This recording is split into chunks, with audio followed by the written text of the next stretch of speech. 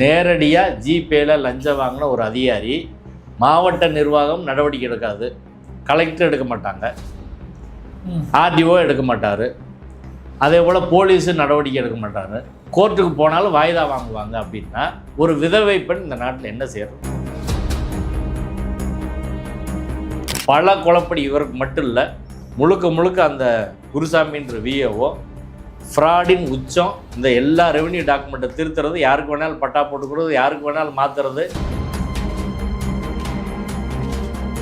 இந்த பிரச்சனையை தமிழ்நாடு அரசு அட்ரஸ் பண்ணணும், முதல்வர் அவர்கள் தலையிடணும். ஊழல் லஞ்சத்தை மிகப்பெரிய அளவில் நடக்குது. தில்லையம்பல நடராஜன் போன்ற பணக்காரர்களுக்கு கணவன் இழந்த ஒரு லேட்டு 2,20,000 ரூபா.